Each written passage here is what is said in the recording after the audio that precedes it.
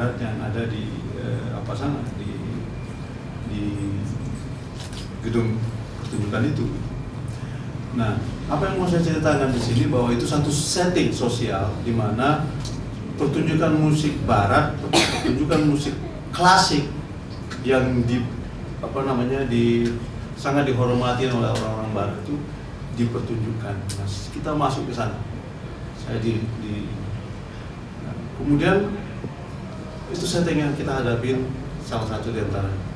Kemudian kita perhatikan juga ada yang kedua, ada restoran.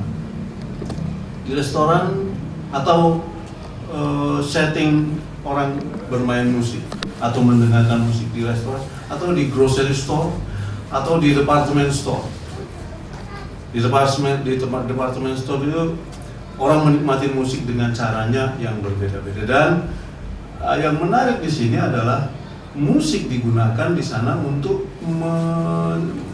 mengajak pengunjung atau menjadikan pengunjung merasa nyaman, merasa tentram, merasa enak, atau merasa ini di dalam konsep sosiologi musik yang disebut musik populer itu memanfaatkan aspek-aspek nostalgia supaya orang merasa nyaman. Maka lagu-lagunya yang diputar itu adalah lagu-lagu yang nostalgis sifatnya. Misalnya yang lambat-lambat, kemudian tidak terlalu rumit, sederhana. Sampai di Amerika itu ada sebuah perusahaan namanya Muse yang gunanya adalah memproduksi musik-musik untuk grocery store ini, untuk department store ini. Misalnya di mall-mall di Sensi atau apa itu memang didesain musiknya sedemikian rupa supaya orang merasa nyaman. Nah, perusahaan ini namanya Muse, sehingga di Amerika di kalangan mahasiswa itu juga sering terjadi sindir menindir kalau kita bikin komposisi musik, are you making music? Artinya agak sedikit bahasa Medannya cemeh lah, agak sedikit menyindir atau merendahkan. Oh, kau bikin musik, itu salah satu. Nah, di sisi lain kita lihat lagi sesuatu yang kontras. Ini masih musik barat ini. Jadi yang di atas itu di gedung konser itu musik barat. Kemudian yang di restoran atau di department store itu juga di musik barat. Dan itu tidak beda sebetulnya kalau Anda pergi ke department store seperti di mall di Senayan atau Senayan City atau di Plaza Indonesia, persis seperti di Amerika juga itu. Seperti itu. Nah, kalau kita lihat lagi di gedung ada konser musik rock, itu di stadion lain lagi ceritanya. Bayangkan saja kalau begitu Anda masuk itu, begitu dimain sama pemain band itu, paling tidak Anda memerlukan waktu sekitar 10 menit untuk menyesuaikan kuping Anda itu bisa mendengar dengan baik, bisa membedakan bahwa ini melodinya ke arahnya kemari. Itu paling tidak. Kenapa? Keras minta ampun. Jadi itu setting yang kita lihat macam-macam. Nah, di gedung opera juga seperti itu. Di gedung opera biasanya mereka tidak menggunakan mikrofon seperti kayak kalian selalu lihat di televisi, di gedung-gedung pertunjukan yang biasa yang menggunakan multi miking. Mereka menggunakan mikrofon khusus dan di gedung yang didesain sedemikian rupa sehingga secara akustis itu menjamin bahwa seluruh bunyi yang diproduk oleh orkestra tadi itu akan terdengar. Tetapi yang menarik di sini itu bukan masalah teknologi akustika dan sebagainya, tapi manusianya yang hadir di sana. Gedung opera itu adalah tempat orang pameran kekayaan. Tidak ada yang nggak pakai berlian mereka. Ya kan?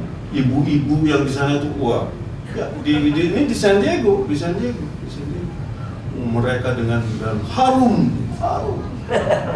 bukan main.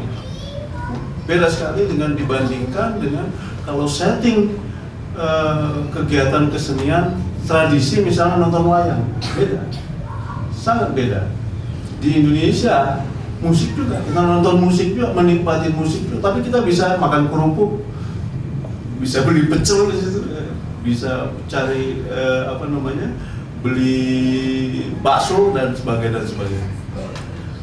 Nah, apa yang mau saya sampaikan di sini adalah betapa begitu luasnya setting sosial terhadap musik, terhadap cara-cara orang mengekspresikan musik, menyajikan musik. Kemudian bagaimana orang menikmati musik, dan itu semua di hadapan kita, ada di hadapan kita.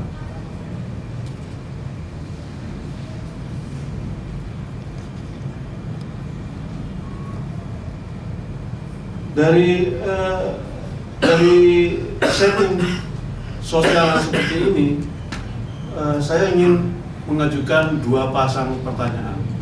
Dua pasang pertanyaan ini adalah pertanyaan yang sangat klasik, pertanyaan yang berabad-abad dipertanyakan, diajukan. Yang pertama, apa arti musik? Sama dengan pertanyaan Pak Endo ketika pertama sekali beliau membuka kelas ini. Apa arti musik? Apa fungsi musik dalam kehidupan? Nah, saya tidak akan menjawab ini. Pasangan berikutnya adalah yang belakangan dipertanyakan. Apakah musik itu adalah benda atau kerja? Dalam bahasa lain, apakah musik itu kata benda atau kata kerja? Di sini kita akan berhadapan dengan pertanyaan yang kelihatannya ecek-ecek, tapi ini menentukan sekali. Menentukan sekali terhadap treatment kita terhadap musik. Jadi, apakah arti musik dalam kehidupan kita? Apakah fungsi musik dalam kehidupan kita? Kemudian yang paling mutakhir pertanyaannya adalah pertanyaan sosiologis, adalah kata, apakah musik itu benda, kata benda, atau musik itu kata kerja atau kerja?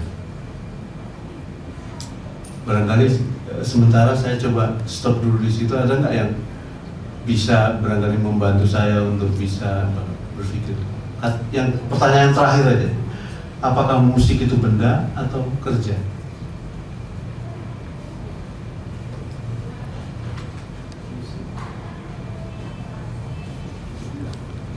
Nah, seorang sosiolog namanya Christopher Small baru-baru ini menulis sebuah buku yang namanya Musiking.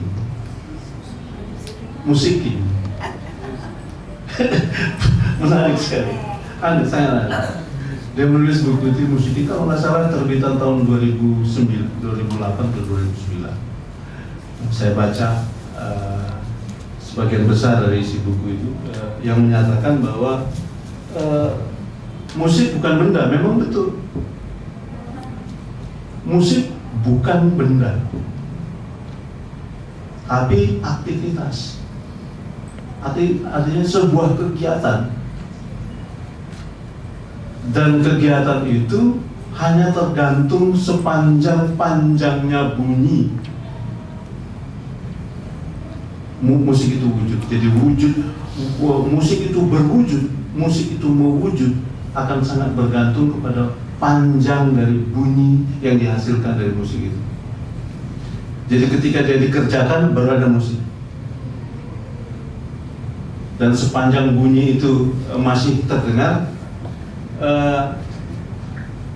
dia jadi dikerjakan.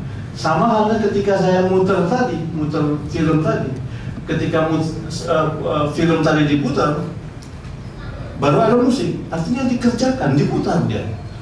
Kalau enggak ada musiknya. Ini apakah ini musik? Enggak. Apakah alat musik yang geletak di bawah ini semua itu musik? Enggak. Dia menjadi musik apabila dimainkan. Oleh sebab itu si sosiolog ini menyebutkan bahwa musik itu harus dikerjakan. Musik itu harus dimainkan baru ada musik. Dan Ibu Marji sebagai yang bahasa ibunya Inggris, bahasa ibunya bahasa Inggris, merasa lucu terminologi yang ditawarkan sosiolog ini, musik king. jadi bermain musik. Nah, saya mencoba untuk menerjemahkan ke dalam bahasa Indonesia dengan judul tadi saya sebut dengan bermusik. Nah, yang menarik di sini kita